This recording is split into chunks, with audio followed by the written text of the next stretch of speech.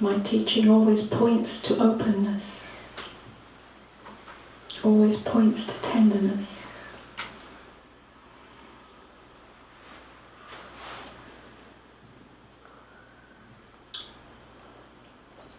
Just different ways of approaching that, different ways of pointing to that.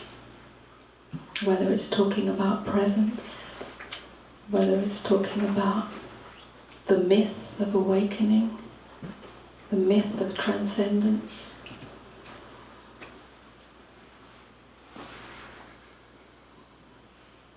These are just ways to open the door to the same place. Because over the years, and speaking to many people with lots of questions, I've come to one basic realization, is that what stands in the way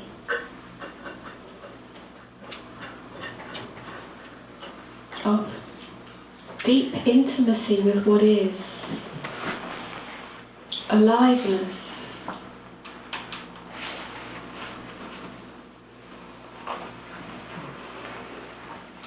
that which we think we're looking for through awakening,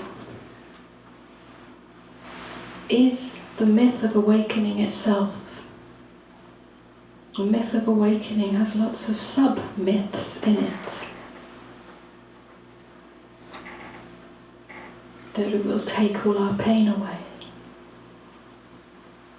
That it'll make life easier. Those are some of the basic ones. There's some more sophisticated myths along the way. So I prefer these days not to speak directly about awakening, other than to bust a few myths, but to point to openness, because that's accessible to everyone.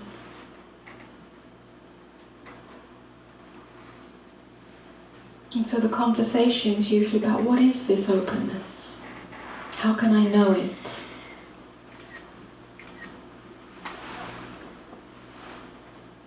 So some of the words that are spoken in some of these meetings as a starting point are really just in some ways a clumsy way to start opening that door. If you dive in a little deeper, and some of the longer events, the more intense, the intensives, then it's not just the words, because the words are, like I just said, clumsy ways to just open the door,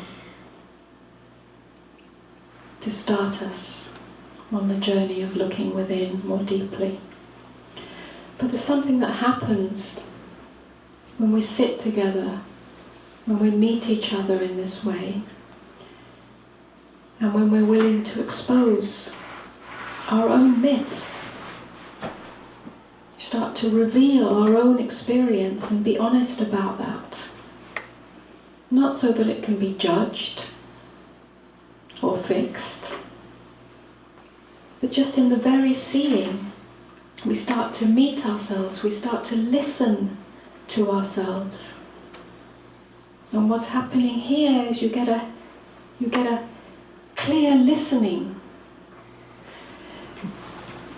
Clear, I say clear because it's not so much listening to your words.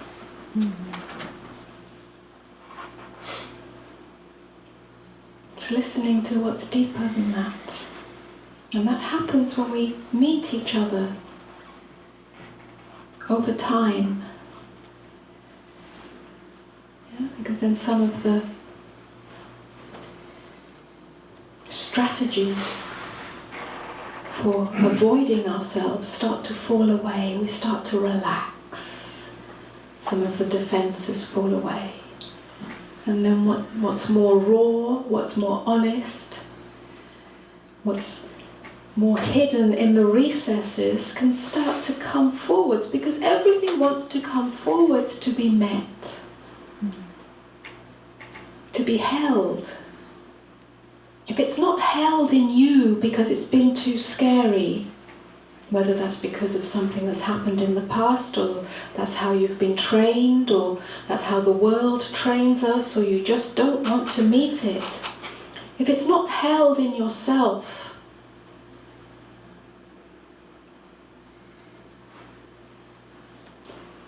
then it can't be held in relationship. And if it can't be held in relationship, then it can't be held in the world.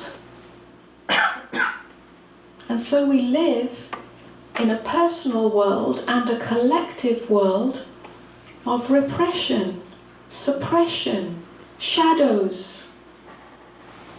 That's why the world is such a seeming mess. Is that not what we're seeing collectively?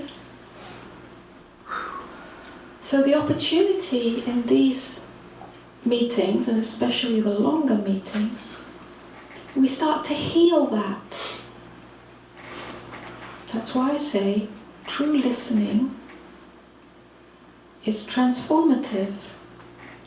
There's true transformation in that, because everything, every energy, whatever you want to call it, whatever name it has or no name, yeah, we might call it despair or brokenness or fear or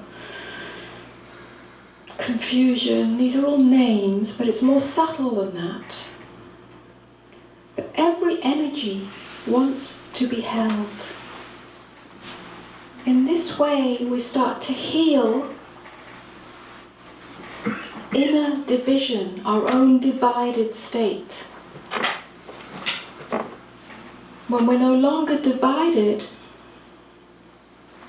then we cannot harm ourselves or harm the world. So there's great power in this.